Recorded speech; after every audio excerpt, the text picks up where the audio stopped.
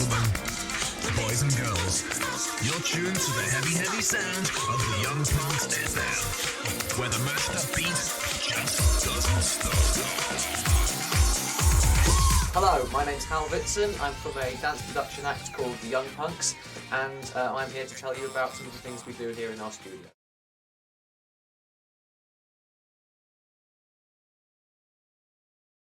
So we started recording all this brass.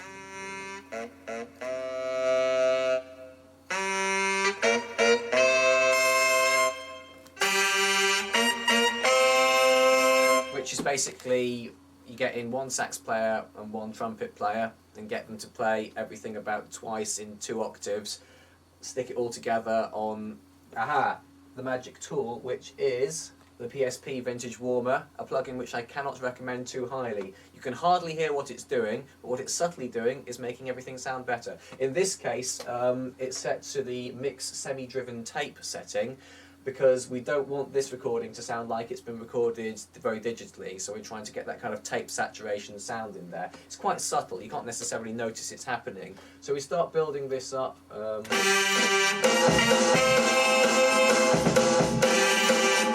Whereas the brass is real, the drums are programmed with a nice sampled kit.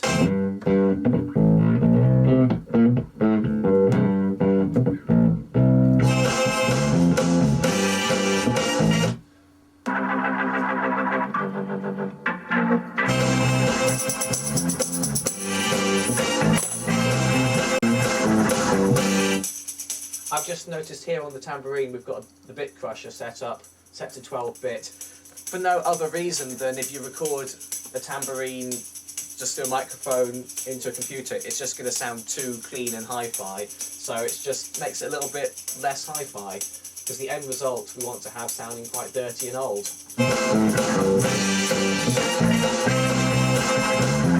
So there are various lost arts here which people have kind of forgotten how to do, which we try and keep alive here. Things like how to record a brass section, how to record a string section, and how to record big backing vocals.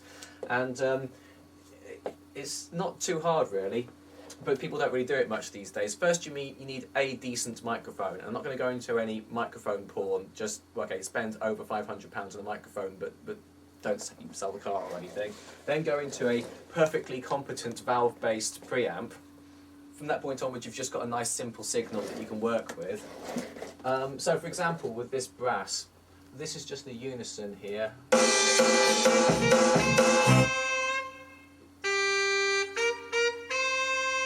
We've got a sax. We've got a high trumpet. We've got a low sax. Another low sax. Another low sax, starting to double them up to warm it up. Got a trumpet in the middle.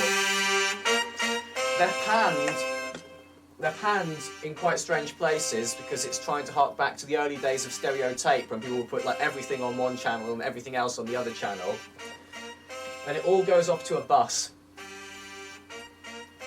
Everything that you want to have sounding like it's one wadge rather than lots of different things, put it on the same bus with some kind of multi-band action going on. So a block of backing vocals, or a string section, or a brass section, anything where you don't want to really hear lots of separate instruments, but you want to hear it as one thing playing together, send it to a bus, and then we put the Vintage Warmer on it, which is on a tape saturation setting. It's multi-band compression, it's multi-band limiting, it's introducing harmonics as it saturates, and it's doing it all quite subtly. But the end result is you get one old-sounding wadge of sound rather than many clean digital-sounding separate things. And then we're going into a reverb. This is in Logic Space Designer, and it's got a horn section reverb, which is just EQ'd nicely to sound nice with horns. But while we're here, I'll show you my favourite reverb for this kind of task. Here in Vintage Reverbs, we've got Old Vintage Reverb. Now, it's kind of a nasty sound, but if you put it on break beats for like funky drummer type sounds or old James Brown vocals, I record a vocal and then put it through the Vintage Warmer to make it sound like it's been recorded to tape, then put it on this Old Vintage Reverb, so you sound like it's got a vintage reverb sound on it. Then maybe put it through a bit crusher to sound like it's been sampled on some dodgy old Akai sampler. And by the time you've done all that, you'll find that when you put it in your track, people go, oh, where did you get that James Brown sample from? Because it sounds like it was recorded on old equipment and then sampled on a dodgy sampler, and it gets just a bit more kind of history into your track, even if it's all original stuff. The drums have a very vintage sound here, but that's just a nice sample. Is just a nice...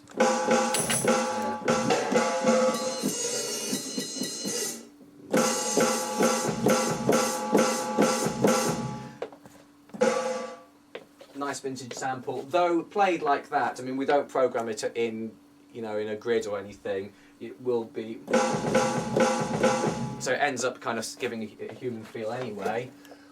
There's a bit of inappropriate compression on it to make it pump deliberately, so that it sounds like it's been recorded, maybe with the level set too high onto some tape and then been mastered on something else, then gone onto vinyl. Each time you go through these steps, historically some compression would have happened, so we're putting on maybe more compression than you would by choice to give it that slightly overproduced feel.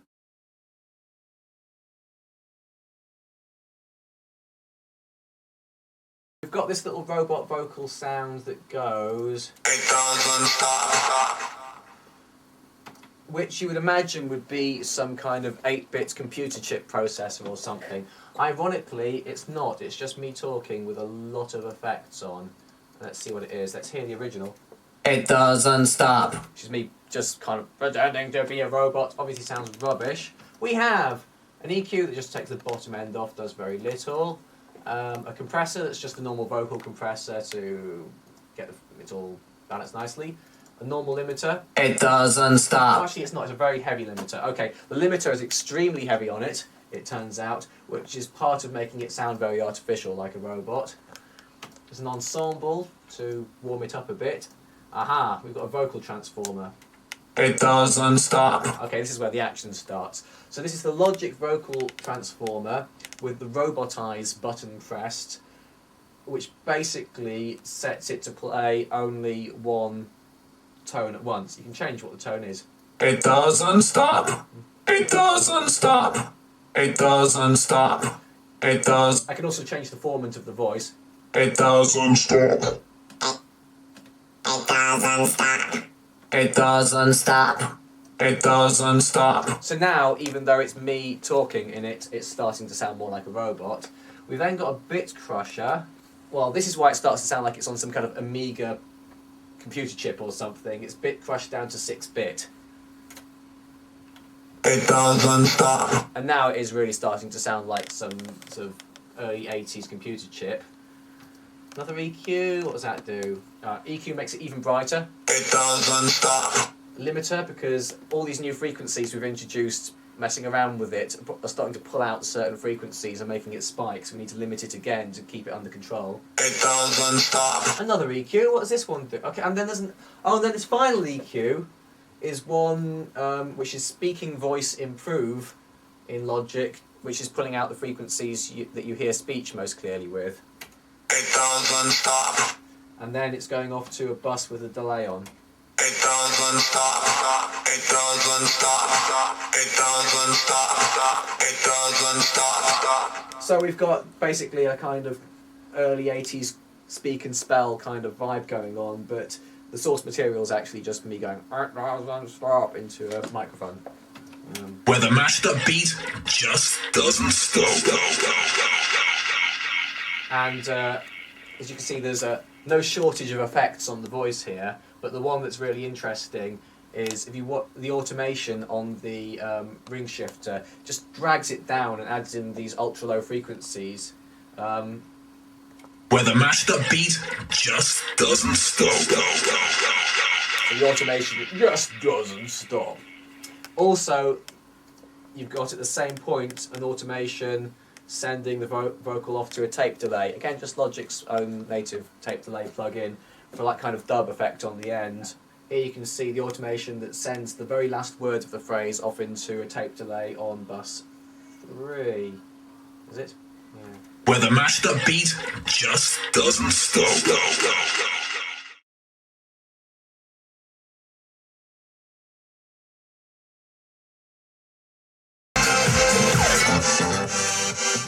So this is the original Motown style sample we made.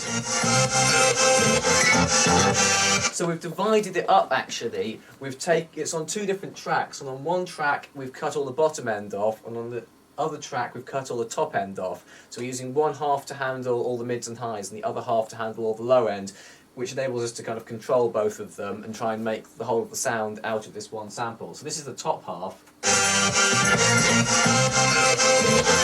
You can hear it's pumping in and out like that due to a sidechain compression. So we have a track running just a kick drum on every beat of the bar, which is being sent to a bus 8, and bus 8 has no output. So what we're doing is having a kick drum going through the entire track, making absolutely no noise because the end point of its signal chain is no output. But even though it's going to no output, Logic's compressors can see it as a side chain. So you put a compressor on your track, which you can see is getting compressed by this silent kick drum rather than by the signal itself, because sidechain bus 8, which is where we put that kick drum. Which means every time there's a kick drum, all the music goes away, and every time the kick drum goes out, the music swells in again. Doesn't make much sense on its own, but then you put the actual audible kick drum in. So here we have the real kick. And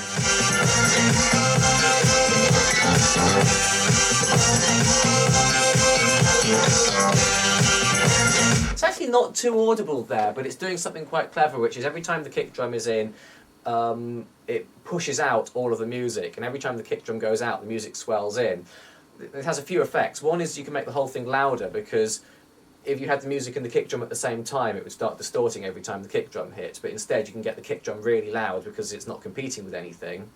Secondly, it creates an effect a little bit like the reggae skank, chat, chat, chat, chat, because you've got your music sitting on the offbeat. And also, it makes the whole thing pulse. Now, this track was made 2 or 3 years ago, and around that time it was a very vogue thing to do. The definitive track was Call on Me, where you can hear the vocal going, call on me, call on me, and the whole thing is pumping like that. That sound is still around, but it's not kind of the ultra trendy thing to do it was a couple of years ago. That said, it's a really useful production technique, and it tends to be going on in the background of all our tracks. Even if you can't hear the whole thing as some massive pumping wash, it's a really tidy way to make everything sound big and fat. For example, you can have, at the moment the kick drum hits, the bass is silenced for a moment, but the moment the kick drum stops playing, the bass swells into that space, which means you've got a lot more room to make the bottom end fat because the two aren't really fighting with each other. Another good little trick here is this hi-hat, which you can hear. A hi-hat normally you would expect would be loud at the beginning of the stroke and get quiet, but this one almost gets louder, or at least it's quite constant, which is another part of building this effect in this kind of house music, where basically it's sped up.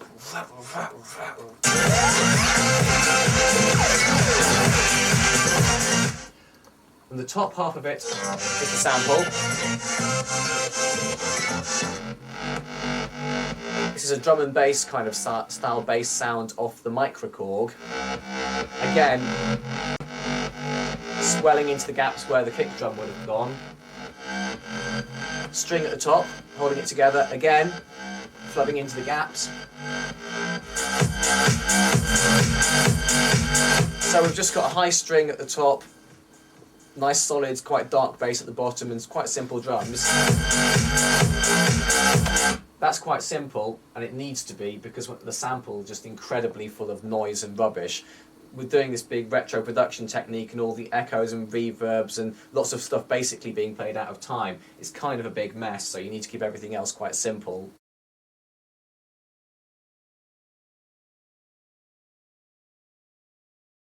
The final thing to look at actually is the end of the signal chain, what we have on the master out.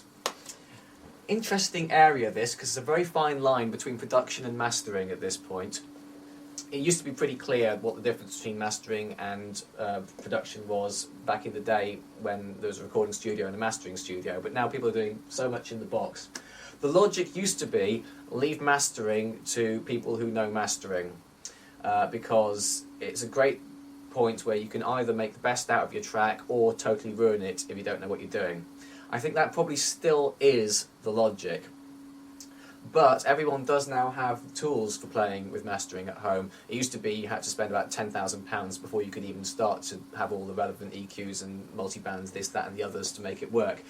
Now people can start to learn this stuff. The first thing you want to do though is get some monitor speakers that actually work, otherwise you'll just be doing it wrong anyway. So if you're going to spend any money on your studio, spend the money on the monitor speakers first, because then at least you'll know what you're doing. But on the master outs, there's this kind of blurred zone halfway between mastering and production. In this type of house music, it's really all about getting a really, really big sound. And a lot of the tools we use are those which you would traditionally call mastering, things to do with multiband compression and limiting. But you can't really take that away. You can have no version of the track that doesn't have that on, because this is a core part of the production sound. So let me show you what's happening on the master outs here. First of all, we're going into the Logic multipressor on its final dance compressor setting, which really dirties up and fattens up the sound a lot. I find it's actually quite extreme. I've actually put a little gain control in front of it in the chain so that I can just pull it back to drive it a little less hard. You could probably do that from within the multipressor itself too, but that's why I put it. So that's given us a version where all the frequencies are mushed together, solidified, and it becomes quite sort of trashy and fat. Then I'm going into Logic's Match EQ. It's not doing very much actually at the moment, but what I've done is I've played it the template side of the Match EQ, Eric Prydz' Call on Me. The reason for playing it, Eric Prydz' Call on Me, is that it's a dance track that uses many of the same frequencies. It's got a strong kick and snare, a big bass at the low end, and then a quite harmonically rich sample, so it covers many of the same kinds of frequencies. And I know for a fact that it sounds good in a club, on the radio, and on television. So it's mixed in a way which will cover all of those. So the frequencies are pretty good on it. So I've played it Call on Me, and then I've played it my track, and made it do the comparison to see what the difference is between the two. And basically, well, you can't see much, it's too spiky until you smooth it out. Once you smooth it out, we're seeing that Call on Me had slightly more lows and low mids, and slightly more of these brightening highs. Now, I've just set that then to be at about 30% or something like that. So there's just areas where my track is maybe lacking a certain amount of presence that was there in this track that I know has a good frequency balance in it. It just starts to fill those in a little bit for me. I haven't really copied the EQ over exactly, but it's just kind of nudging it in that direction. Then next I've got my own EQ, in which by ear I'm starting to put in frequencies that I want to have, which are largely the same ones that the Match EQ we're putting in actually.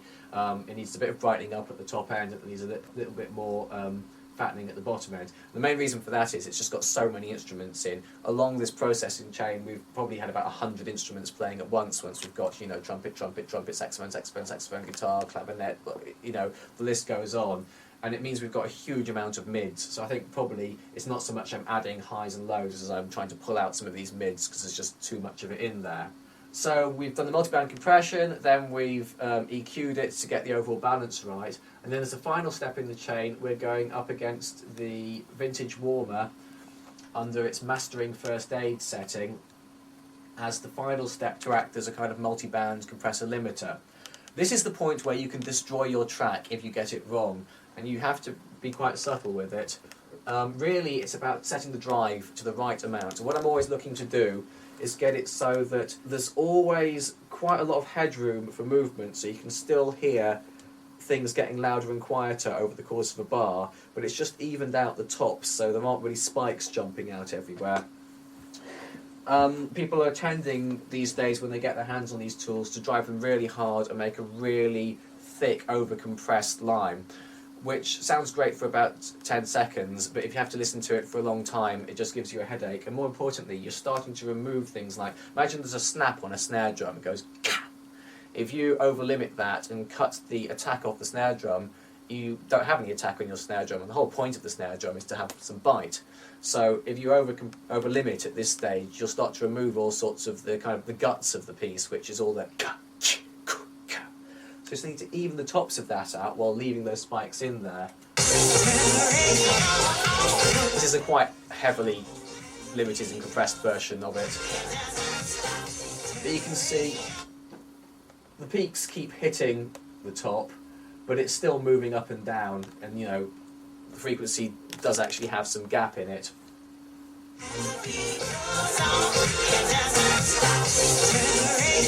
But a really important part of the sound of this type of kind of big pumping house music is multi-band compression, getting the EQ right to balance the frequencies out, and then getting it limited to the right amount, enough to even it out and make it very big sounds, but not so much that it's starting to distort and lose all the snap from the kick and the snare.